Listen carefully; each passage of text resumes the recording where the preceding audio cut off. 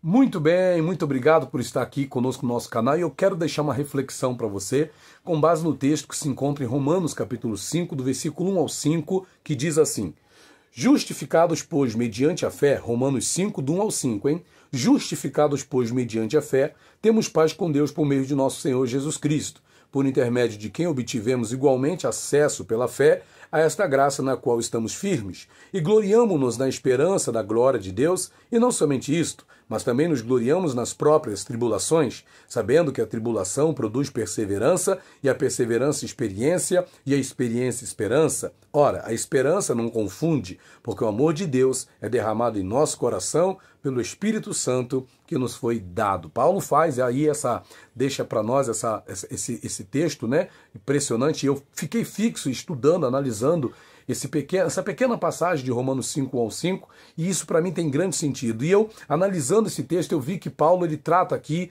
num contexto de tribulações. Ele cita 2 vezes a palavra tribulações. E em que sentido, né, ele traz a palavra tribulações aqui? Primeiramente, como algo no qual nós devemos nos gloriar. A gente vai falar mais disso daqui a pouquinho. Então ele fala então do quê? Das tribulações como algo no qual nós devemos nos gloriar. Segundo, ele fala das tribulações como parte do processo da existência, porque é parte do processo da própria vida que nós venhamos a enfrentar tribulações. Jesus, inclusive, disse lá em João 16:33, no mundo passais por aflições, então faz parte da vida. E um terceiro aspecto que eu entendo aqui que Paulo cita é que ele diz que a tribulação produz. Então veja, há uma produtividade, há um fruto. As tribulações elas geram um fruto, elas produzem algo em nós, ok? Então veja que nesse contexto de tribulações temos todos esses apontamentos, né, que são deixados pelo apóstolo Paulo. Porém, se eu fosse dar um tema para essa reflexão, seria esperança apesar das tribulações, porque nós podemos, mesmo em meio a todo esse contexto de tribulações no qual nós estamos vivendo, e não só nós, mas muitas pessoas nos 4 cantos da terra estão vivendo num contexto de tribulações. Pode até ser que algumas tenham nascido em contextos de tribulações e estejam vivendo em contextos de tribulações e talvez vão terminar as suas vidas num contexto de tribulações. Mas a grande notícia, né, a boa notícia é que apesar das tribulações, ainda assim nós podemos ter esperança. E Paulo vai fazer aqui, vai citar, né, alguns elementos, e a gente, baseado nesses elementos que Paulo vai citar, nós cunhamos aqui alguns aspectos que vão ser determinantes para que apesar das tribulações nós venhamos continuar tendo esperança. E quais são os elementos que Paulo vai estar citando aqui? Primeiramente, a justificação pela fé. Ele fala aqui no texto, né? Justificados, pois, pela fé no nosso Senhor Jesus Cristo. Nós somos justificados pela fé. Nós cremos que fomos justificados, regenerados e adotados por Deus. E tudo isso mediante a fé que nós tivemos em Cristo como nosso Senhor e Salvador. Quando cremos que Jesus Cristo, quando nos arrependemos dos nossos pecados e cremos na salvação que há em Cristo Jesus, automaticamente somos justificados por Deus, nós somos regenerados por Deus, gerados de novo por Deus, e nós somos também adotados por Deus. Tudo isso acontece simultaneamente, e isso é obra da fé, ok? Isso é obra da fé. Quando cremos em Jesus, isso acontece. E, claro, como tendo essa consciência de que fomos justificados pela fé em Deus, que fomos regenerados e adotados por Deus, nós teremos aí um poderoso elemento para que nós venhamos a caminhar em esperança, apesar das tribulações. Segundo elemento que Paulo cita é a paz com Deus por meio de Jesus Cristo. Paz com Deus, né? Paz com Deus. Tem pessoas que não têm paz consigo mesmas. Mas veja, nós precisamos ter paz com Deus, porque se formos justificados, regenerados e adotados, automaticamente isso vai gerar paz em nós. Teremos paz com Deus. E essa paz internalizada que se manifesta primeiro lá dentro de nós, ela se manifesta também do lado de fora, no nosso relacionamento com a gente mesmo, no nosso relacionamento com as pessoas, no nosso relacionamento com o mundo em geral. Essa paz é fundamental para que nós venhamos manter a esperança mesmo passando pelas mais diversas tribulações. Terceiro, firmeza na graça. Não temos como permanecer em esperança nas tribulações se nós não permanecermos também firmes na graça, porque pela graça somos salvos. Nós não podemos abrir mão da graça de Deus, não podemos cair da graça, nos desvincular da graça, nos desligar da graça, mas temos que ficar firmes na graça de Deus e assim nós conseguiremos, ok? Caminhar em esperança apesar das tribulações. Um quarto elemento, citado por Paulo é o gloriar-se na esperança da glória de Deus. A nossa glória não está na esperança na política, na esperança em fatores desse mundo. A nossa esperança está na glória de Deus, ok? A nossa esperança está na glória, naquilo que está por vir, naquilo que vem de Deus para nós, na volta de Jesus, ok? Nos elementos da eternidade. E é nisso que nós devemos nos gloriar-se na esperança da glória de Deus. Se nós nos sentirmos honrados, se nós nos gloriarmos na esperança das coisas que estão no porvir, nós vamos ter um forte elemento que nos motivará a permanecer em esperança, apesar das tribulações. Quinta coisa que Paulo cita aqui é o gloriar-se nas tribulações. Ninguém quer se gloriar nas tribulações.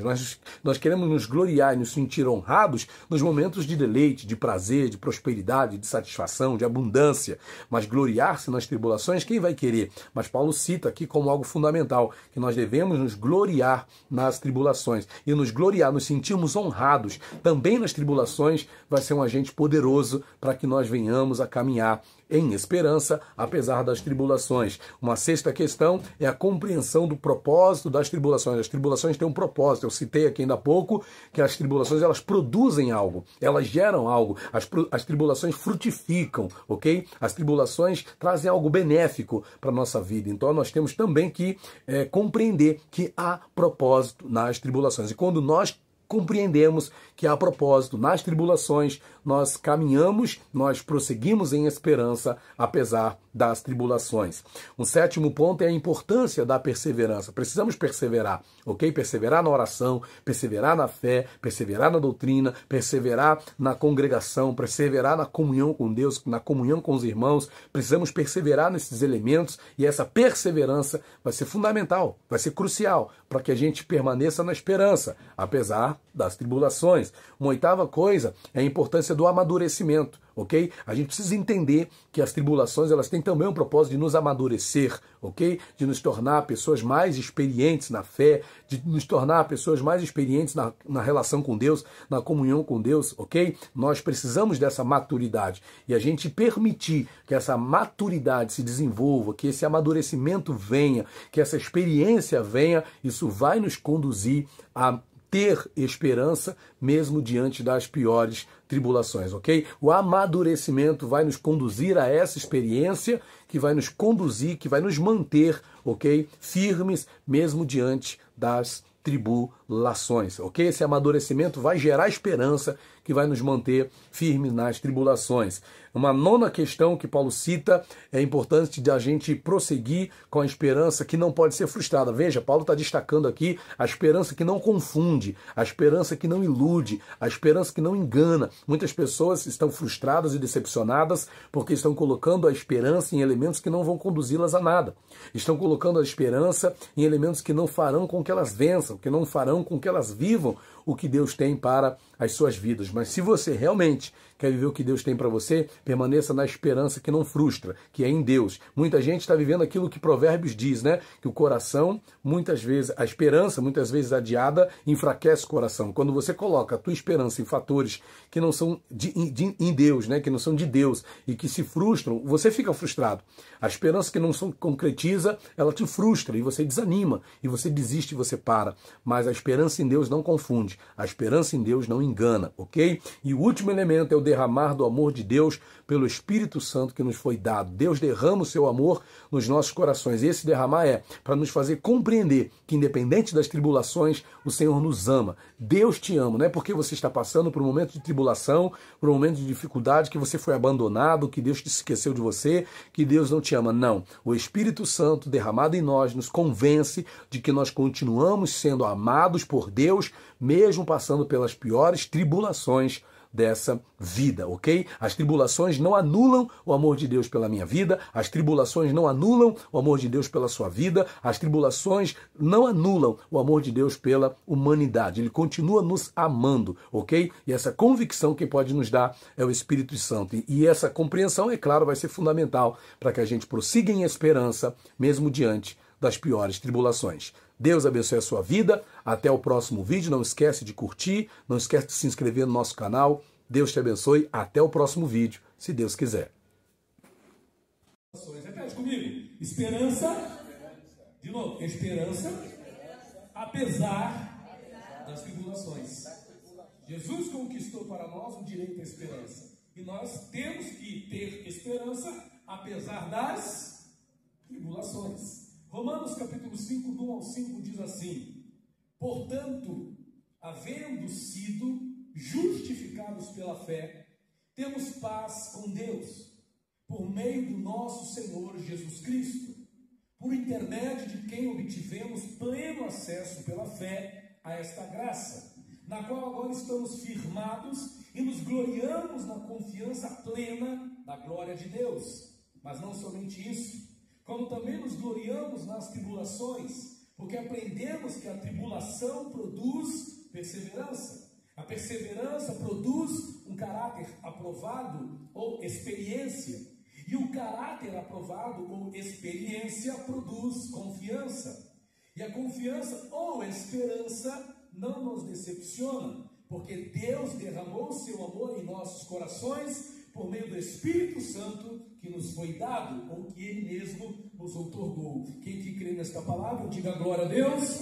Seu Deus e Pai Todo-Poderoso, eu peço em nome de Jesus que esta palavra não seja minha, mas que seja tua. Que os corações que aqui estão estejam atentos não à minha palavra, mas à tua palavra, Senhor, que não volta vazia. Fala para as nossas vidas, ministra os nossos corações e que possamos sair daqui nesta noite com algo do Senhor nas nossas vidas, em nome de Jesus. Amém ou não amém? Então veja, irmãos, nós estamos falando sobre o quê? Sobre esperança. Jesus conquistou, falamos aqui durante esse mês, Jesus conquistou a salvação, Jesus conquistou a cura, o pastor José Guilherme pregou, Jesus conquistou tantas bênçãos para nós, tantas maravilhas. O nosso pastor o Everson pregou sobre a vitória das relações, né? O relacionamento com Deus, o relacionamento sadio com as pessoas. Mas hoje eu quero falar sobre o quê? Sobre esperança. Jesus conquistou esperança. Quem que crê assim, diga glória a Deus. Ele conquistou esperança para mim, ele conquistou esperança para você. Tem uma passagem, você não precisa ler, se não quiser pode deixar em Romanos capítulo 5, mas eu vou ler como acréscimo. Esse texto é tão perfeito quando fala dessa questão da esperança em Cristo. Opa, me perdi aqui, é isso mesmo, Romanos capítulo 5, já é pular para outro texto. Perdão. Então veja, nós temos uma realidade, nós temos um contexto. Estou num contexto. Qual é o contexto? Em que contexto nós estamos vivendo hoje? Em que contexto nós estamos vivendo agora? Quando eu li esse texto, quando eu parei para analisar essa palavra, eu ia falar de uma outra coisa, gente, que eu na verdade estava falando de paz. Eu preparei uma outra mensagem que o pastor ministrou hoje que era sobre paz. E o texto que eu queria ler tem a ver com a questão da paz. Jesus também conquistou paz. Quem que crê nisso, diga glória a Deus. E o que nos dá paz? A esperança.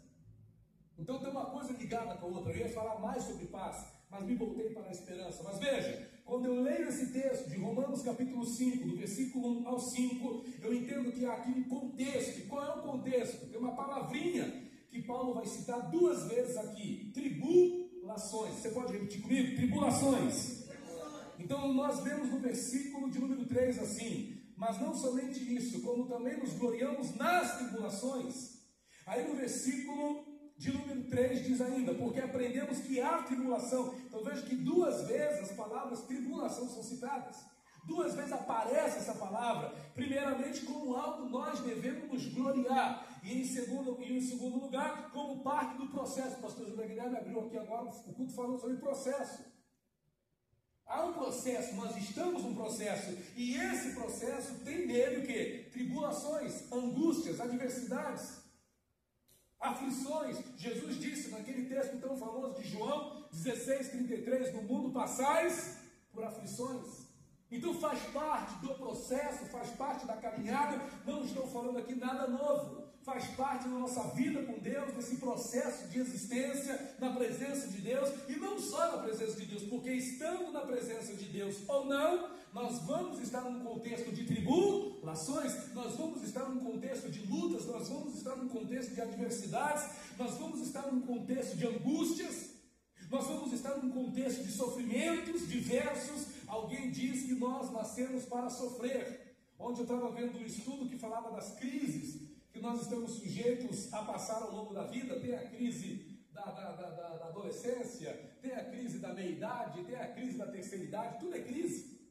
Tem a crise dos 40 anos, tudo é crise. A adolescência, o que é adolecer? É com dor.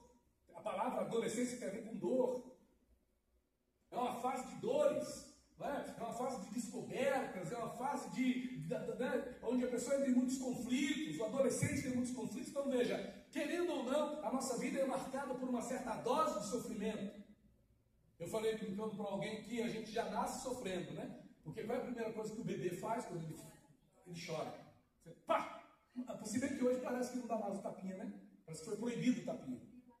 Mas veja que é necessário que isso aconteça, até é necessário. Mas quantos de nós conseguem compreender que, por exemplo, a tribulação faz parte do processo da existência? Ou que a tribulação é algo no qual nós devemos nos gloriar? Nós vamos falar mais sobre isso mais para frente. Mas dentro desse contexto, Paulo está dando o que para a gente aqui? O entendimento. A gente precisa ter esperança dentro desse contexto de tribulações. Nós precisamos ter esperança dentro desse contexto de sofrimento. Nós precisamos ter esperança dentro desse contexto de lutas. Hoje cedo, eu falava com um rapaz, com um senhor, um conhecido meu, um cliente, e ele falava para mim que acabou de sair de uma cirurgia de próstata. Eu conversava com ele sobre alguma coisa e ele falou, poxa, acabei de sair de uma cirurgia de próstata e tal, os filhos dele estavam no comércio dele, ele me levou meio para o canto assim, para não falar para os filhos ouvirem. Mas uma coisa ele falou, ele não é cristão, mas ele disse uma coisa que me chamou a atenção: a gente não pode reclamar se não piora. Ele acabou de passar pela cirurgia de próstata e a esposa descobriu que está com um mioma, não sei, é mioma que fala? Nódulo, não sei, exato. E aí tem uma série de outras situações que ele está vivenciando, uma série de outras tribulações, uma série de outras adversidades, uma série de outras angústias, uma série de outras preocupações e aflições que ele tem. E em meio a tudo isso, nós precisamos comunicar às pessoas uma palavra de quê? De esperança. A gente não pode simplesmente abraçar e começar a chorar junto com a pessoa. Nós precisamos ter uma palavra temperada com sal. Precisamos ter uma palavra de esperança, uma palavra que dê ânimo àqueles que nos ouvem. Precisamos ter essa palavra, mas nós nem sempre temos. Às vezes falta até para nós mesmos, que dirá para os outros. Então veja, dentro desse contexto de tribulações, de angústias, de dores, de sofrimentos, de lutas, nós precisamos ter a esperança, porque Jesus conquistou esperança para nós. Quem que crê que Jesus conquistou esperança para você, diga glória a Deus. E como é que nós então vamos prosseguir? Como é que a gente vai viver em esperança, apesar de tantas tribulações? Como eu vivo em esperança? Jesus conquistou a esperança em meio a todo sofrimento, em meio a toda angústia, em meio a toda dor. Eu posso viver em esperança porque Jesus conquistou a esperança. Mas como eu vou conseguir isso? Primeira coisa, sendo justificado. Tudo que eu vou falar aqui, tudo que eu vou falar está dentro desse texto que a gente acabou de ler. Eu simplesmente fiz uma frase com cada palavrinha que está dentro desse texto que a gente acabou de ler, apenas para dar sentido para o seu entendimento, apenas para que você compreenda. Então vamos lá, como é que eu vou viver em esperança dentro desse contexto de tribulação? Como é que eu vou viver em esperança dentro desse contexto de dor? Como é que eu vou viver em esperança dentro desse contexto de adversidade? Primeiramente, acreditando que você foi justificado, tendo fé na tua justificação. Diga comigo, eu fui justificado. O 9º artigo de fé, não posso errar, não, Emerson? O 9º artigo de fé da Igreja de Nazareno trata da justificação, da regeneração e da adoção. Eu olhei antes de vir, pastor, para não falar besteira. Você é doido? Eu terminei o seminário, acabei de terminar o seminário, concluí. Graças a Deus. Aí eu subo aqui, né? Subo aqui e falo besteira, falo artigo errado, o pastor Guilherme me denuncia, né? Puxa minha orelha. Mas a grande verdade é essa: nós fomos justificados pela fé. Justificação pela fé. Você leu aqui Romanos 5, versículo 1, olha só. Portanto, havendo sido justificados pela fé, nós precisamos ter essa convicção, precisamos crer nisso. Como é que eu vou ter esperança apesar das tribulações? Ei, eu fui justificado, eu fui regenerado, eu fui adotado. Deus me adotou, Deus me regenerou, me criou de novo, me gerou de novo, segundo a sua vontade, segundo o seu querer. Nasci não agora da vontade da carne, do varão, mas nasci da vontade de quem? De Deus. Então a gente precisa ter essa convicção. Eu fui justificado. Bata no seu peito aí com orgulho, diga: eu fui justificado. Se você acredita na tua justificação, se você acredita na tua regeneração, se você acredita que você foi adotado por Deus, que você é filho, filha de Deus, você tem um forte elemento aí para que você possa prosseguir em esperança, apesar das tribulações que possam se reproduzir na sua vida. Uma segunda coisa que Paulo também cita aqui nesse texto, ele vai dizer assim: portanto, havendo sido justificados pela fé, temos paz com Deus. Repete comigo: paz com Deus. No mundo de tantas guerras, no mundo de tantas aflições, nós precisamos ter a certeza de que nós temos paz. Paz com quem? Com Deus. Porque se você tem paz com Deus, você tem paz com o mundo todo. Se você não tem paz com Deus, você não vai ter paz com ninguém. Mas Paulo diz: temos paz com Deus. Fomos justificados, temos paz com Deus por meio do nosso Senhor e Salvador Jesus Cristo. Temos paz com Deus por Jesus. Como é que eu vou viver em esperança nesse mundo de tribulações? Confiando, acreditando. Jesus conquistou a esperança, mas tem muita gente que não está vivendo essa esperança. Por quê? Porque não tem paz com Deus. Não tem paz consigo mesmo, não tem paz com os seus familiares, não tem paz com as pessoas que no seu trabalho, não tem paz com ninguém. É uma pessoa que vive em guerra consigo mesmo, vive em conflito consigo mesmo, vive uma batalha que começa dentro de si cada dia. E a falta de paz faz não dormir, não dorme, é diazepam e outros mais, para poder dormir, porque não tem paz. Quem não tem paz não dorme. O salmista disse: em paz me deito e logo durmo, porque só tu me fazes repousar seguro. Em paz me deito. Então, se eu não tiver essa convicção da paz que eu tenho com Deus, que me faz ter paz com todo mundo ao meu redor, eu gostava, há uns 20 anos atrás, eu gostava de ser chamado por um nome. Tinha uma senhora que me chamava de Matusalém. Eu não sei de onde ela tirou de me chamar de Matusalém. Eu não sei se ela me achava estranho, né, Vera?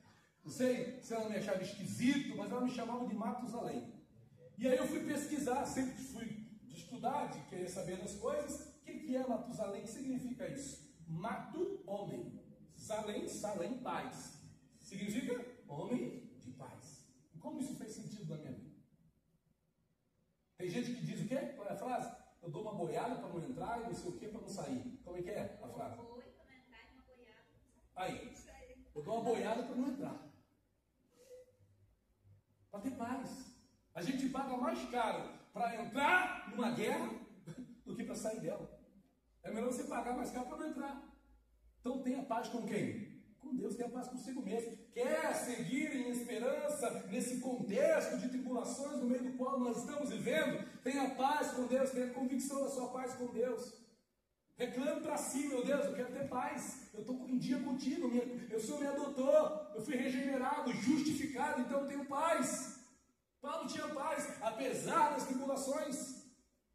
Paulo tinha paz, e ele vai dizer mais uma coisa aqui nesse texto: por intermédio de quem obtivemos pleno acesso pela fé a esta graça, na qual estamos agora firmados e nos gloriamos na confiança plena na glória de Deus. Aqui eu vou resumir: firmeza na graça. Repete comigo: firmeza na graça. Fala para esse crente do teu lado: fica firme na graça. Tem gente decaindo da graça, escorregando da graça. Não caia da graça, não escorregue da graça. Fique firme na graça. Firme na graça, firme no favor imerecido de Deus, firme na bondade de Deus que Ele manifestou através do sacrifício do seu Filho na cruz. Fique firme nessa graça divina que nos salva. Pela graça sois salvos. Fique firme nessa graça. A pessoa sai da graça, Fala para esse crente do seu lado, não saia da graça. Porque você não sabe quando Jesus vai voltar, vai que ele volta no momento em que você acabou de sair da graça. E você fica. Vai que você morre quando acabou de sair da graça. Vou sair da graça só um pouquinho aqui para resolver uma situação. Depois eu volto para a graça. Não dá tempo, pode ser que não dê tempo. Nós somos armínio, wesleyanos. A salvação pode sim ser perdida. Então a gente tem que atentar para essas coisas. Fique firme na graça, não saia da graça, não caia da graça. Permaneça firme na graça. E quem está firme na graça adora. Quem está firme na graça glorifica. Amém. Às vezes eu fico vendo um pastor de domingo aqui, domingo à noite, né? Para mim é tão difícil para não glória a Deus, né, pastor? Glória a Deus. Mas quem está firme na graça dá glória a Deus. Glória a Deus. Quem está firme na graça louva, adora, exalta o nome do Senhor. Quem está firme na graça prossegue em esperança, apesar das tribulações que estamos todos nós sujeitos. Uma outra coisa que Paulo vai dizer: glorie-se na esperança da glória de Deus. Fala para esse crente, se glorie na glória de Deus, se glorie na esperança da glória, se glorie na esperança da eternidade, se glorie na esperança de que Jesus vai voltar, se glorie na esperança de que Cristo está às portas, se glorie na esperança de que a nova Jerusalém está sendo preparada para você na glória, se glorie na esperança de que ainda que o seu corpo mortal físico morra, aquele que está em mim, ainda que morra, viverá. Glorie-se na glória, na esperança da glória de Deus. Onde está a minha esperança? Na glória. Eu tenho esperança. Ainda que aqui nesse mundo não haja motivos para que nós tenhamos esperança. Ainda que a gente olhe para um lado e para o outro e só veja tribulações. Na política, na economia e em todos os outros âmbitos da vida aí, da sociedade. Eu não me glorio na esperança que esse mundo me oferece, mas eu me glorio na esperança que eu tenho na glória de quem? De Deus. Há uma eternidade preparada para nós. Quem crê nisso, diga glória a Deus. Glorie-se na esperança da glória de Deus. Quer prosseguir em esperança, apesar das muitas tribulações que todos nós estamos sujeitos? Glorie-se na esperança da glória. Tem uma outra coisa que Paulo mandou a gente também se gloriar. Ele diz: glorie-se nas tribulações. O que é se gloriar em tribulação? Glorie-se por passar por tribulações. Versículo 3. Mas não somente isso, como também nos gloriamos, ele diz, nós gloriamos nas tribulações, nos sentimos honrados nas tribulações, nos sentimos realizados e plenos nas tribulações. Gente, quem está nessa fé, quem está nessa condição? Quem entende isso? Quem disseram isso? Nós nos gloriamos nas tribulações. A gente quer se gloriar nas coisas boas, né, que estão acontecendo. Quando é que a gente se gloria? Quando compra casa nova, um carro novo, quando ganha dinheiro na Mega Sena, se bem que eu não conheço ninguém que ganha ganhar. A gente se gloria quando consegue alguma coisa que chama a atenção dos outros, que as pessoas olham e dizem, poxa, se deu bem. A gente quer se gloriar em conquistas materiais, a gente quer se gloriar em negócios bem-sucedidos, a gente quer se gloriar em sermos profissionais realizados, mas quem se gloria nas tribulações? Quem se sente honrado por estar passando por lutas e adversidades? Tem uma palestra que eu preparei pela misericórdia de Deus, e eu gosto de usar aquele versículo, Provérbios 24:10, que diz, né? Se te mostras fraco no dia da angústia, no dia da adversidade. Tem gente que trata a adversidade como se fosse algo do outro mundo. Como se fosse algo que ela não pudesse experimentar. Não, isso aí não é para mim não. Para mim é só o dia da bonança. Mas quem foi que disse que vida de crente, vida de quem serve a Deus, só tem bonança? E detalhe, todas as religiões falam de momentos difíceis. Eu não estudo só a Bíblia hoje, eu leio tudo. Botou um livro aí, se der tempo para ler, eu leio também. E a gente vai aprendendo tanta coisa. Não existe sofrimentos, não é só a Bíblia que fala que a gente vai ter aflição nesse mundo, não. Até religiões que não tem nada a ver com a Bíblia falam de sofrimento. E muitos de nós que conhecemos a palavra de Deus, lidamos com o sofrimento, com as angústias, com as adversidades, como se fosse coisa do outro. Isso não é para mim. Eu sou filho de Deus. E a gente esquece que o Filho de Deus morreu por si, por amor, a mim e a você. Então veja, gloriar-se nas tribulações. Quer viver em esperança? Nesse contexto de tribulações? glorie-se nas tribulações. E uma segunda coisa que está relacionada com isso, compreenda que essas tribulações têm propósito. Repita comigo. Há propósito nessas tribulações. Pergunta para esse quente do seu lado assim, sabia disso? O Elvis gosta demais dessa palavra propósito.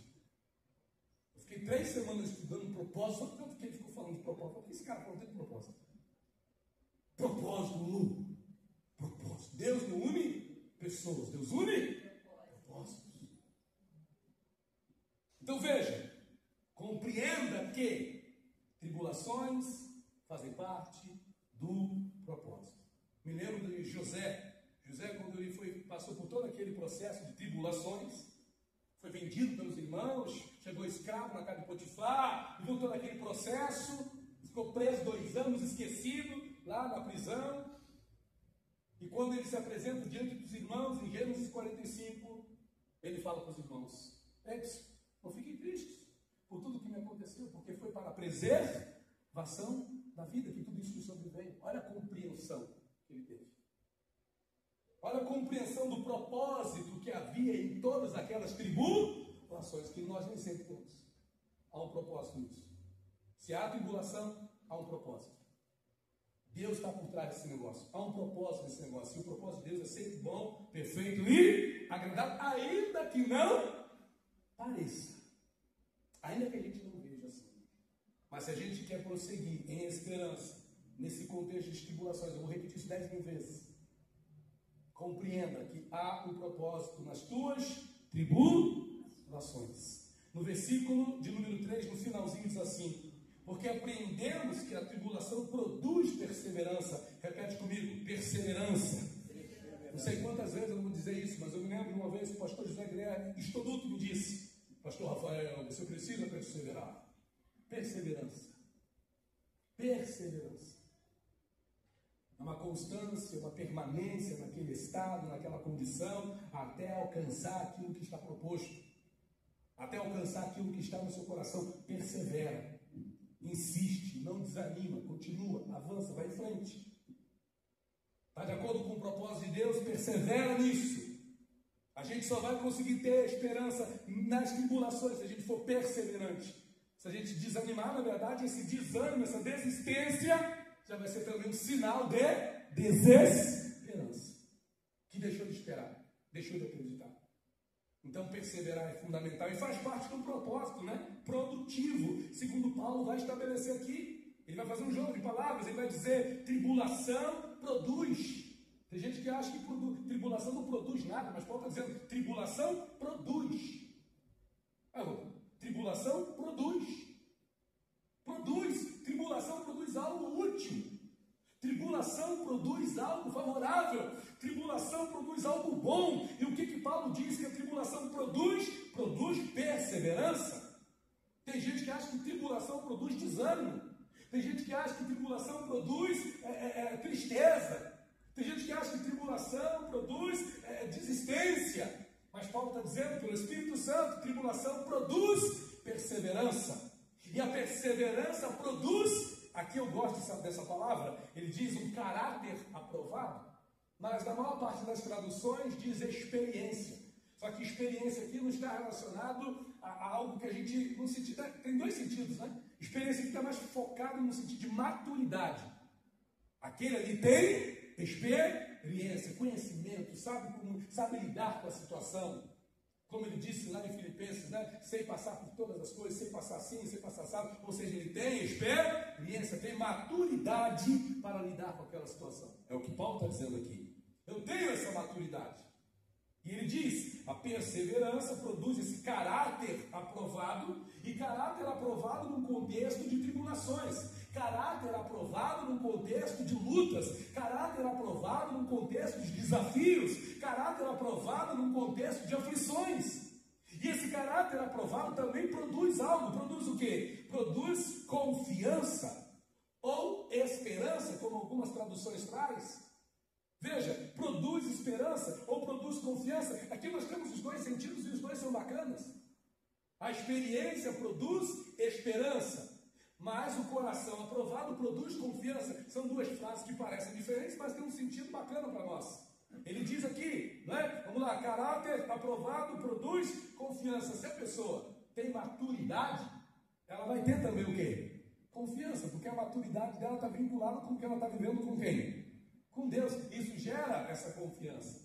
Se a pessoa tem experiência, experiência com quem? Com Deus, experiência no reino de Deus, automaticamente essa pessoa vai continuar também tendo esperança. Ela não vai perder a esperança, porque ela não está esperando em homens, ela não está esperando em instituições, ela não está esperando em governos, ela não está esperando em política, ela não está esperando em economias, ela não está esperando em sistemas humanos, ela está esperando em quem? Em Deus. Quem está esperando em Deus, diga glória a Deus. E essa esperança em Deus, conforme ele vai dizer no versículo 5, não nos decepciona, não nos frustra, não nos engana, não nos confunde. A esperança não confunde, é o que diz o versículo 5, e a confiança não nos decepciona. A esperança não nos engana, não nos frustra, porque essa esperança não está vinculada a valores terrenos e humanos, mas está vinculada a quem? A Deus. Então essa esperança não vai enganar a gente, não vai iludir. Poxa vida, lembra aquelas pessoas? Tem um provérbio que diz, o coração, como é que é o provérbio? O coração, não, a esperança adiada enfraquece o coração, é isso. A esperança adiada, a esperança retardada, muitas vezes, ela enfraquece o coração. Mas em Deus não. Às vezes nós enfraquecemos o coração, porque às vezes estamos com esperanças erradas, ou esperando em quem não devemos esperar. Isso enfraquece o nosso coração. Isso gera desgastes, isso gera dores e sofrimentos, isso gera desequilíbrio emocional, desgastes sentimentais e um monte de confusão. Mas a esperança é em Deus, a esperança no propósito de Deus, a esperança naquilo que Deus tem para a sua vida, nesse contexto de tribulações, não vai te confundir, não vai te enganar, não vai te frustrar. Quem crê nisso, diga glória a Deus. Esperança em Deus não engana ninguém. E por que não? E a gente sabe disso onde? Dentro do coração. Não é porque eu estou falando para você que você vai ter essa certeza, não é porque eu estou pregando isso que você vai ter essa confiança. Mas isso vai se manifestar dentro de você por obra disso aqui, ó. E a confiança não nos decepciona, porque o outro elemento que Paulo fala aqui é o seguinte: por quê? Porque Deus derramou, diga comigo, derramou. Ele não vai derramar. Deus derramou seu amor em nossos corações, por meio do Espírito Santo, que Ele mesmo nos outorgou. Então veja, gente, e o principal dos elementos que Paulo cita aqui é o amor. Diga comigo, o amor. Pergunta para essa pessoa do seu lado, você sabe o que é o amor? Na semana passada eu ministrei numa igreja e eu trouxe essa consideração. O que é amor? A gente sabe o que é amor? O que é amar? 1 Coríntios capítulo 13 nos dá algumas dicas sobre amor. Não se soberbece, não se porta por leviandade, fala de algumas coisas. Não trata com desrespeito e por aí vai. Mas veja, a gente, falando de amor a Deus, ou amor de Deus, a gente às vezes pensa que isso emana de nós, mas não é obra nossa. Se fosse depender só de nós amar a Deus, a gente estava aflito. Mas esse amor que temos a Deus é obra de uma ação do Espírito Santo, pelo Espírito que foi derramado. Ele diz, porque Deus derramou, Ele derramou seu amor em nossos corações, por meio do Espírito Santo que Ele mesmo nos otorgou. Não adianta chegar para algumas pessoas e falar assim, Jesus te ama, irmão. Jesus me ama? Ai, papo furado. Eu já disse isso. Quando alguém chegava, ei, irmão, Jesus te ama, viu? E tem uma obra na sua vida. Lembra essa frase? Jesus te ama e tem uma obra na sua vida. Nossa, que saco, rapaz. Ô povo doido. Jesus te ama e tem uma obra na sua vida. Quando eu lembro claramente de um dia que eu estava vendo, tinha um pessoal, não sei se era do Universal, sabe que igreja era, estava com um papelzinho, falei, rapaz, lá vem Jesus me ama. Vou pela outra rua, Jesus me ama, e tem uma obra só. Aí você pensa assim, Jesus me ama, olha a minha vida como é que está. Olha as tribulações que eu estou vendo. Olha as lutas. A gente não vai conseguir jamais compreender o amor de Deus à luz do entendimento humano, carnal, egoísta, como nós temos. Mas por obra do Espírito Santo, a gente compreende esse amor que Deus tem para a nossa vida. Eu me lembro que eu estava bem no início do meu ministério, na porta da igreja, antes do culto começar, distribuindo um panfletinho. Eu cheguei para uma senhora e falei assim: olha, Jesus te ama. Ela olhou para minha cara e falou assim: Jesus me ama? Que Deus é esse que vocês servem? Que dá o próprio filho para morrer? Ele matou o filho. Que Deus é esse? Eu sou budista. E ela falou bem grosso. Eu chorei. Confesso para vocês, eu sou emotivo e eu chorei naquela hora. Pela incapacidade de compreender algo tão maravilhoso como o amor de quem? De Deus. Eu não posso culpar aquela mulher. Porque essa compreensão não é humana, não é carnal. Essa compreensão é obra do Espírito Santo na nossa vida. E guiados nessa convicção de que nós somos amados por quem? Por Deus. Porque a principal questão é aqui. Tenha plena convicção de que Jesus te ama. De que Deus te ama. Fala para essa pessoa, sabe, Deus te ama. Fala, Jesus te ama. Quer viver em esperança nesse contexto de tribulações?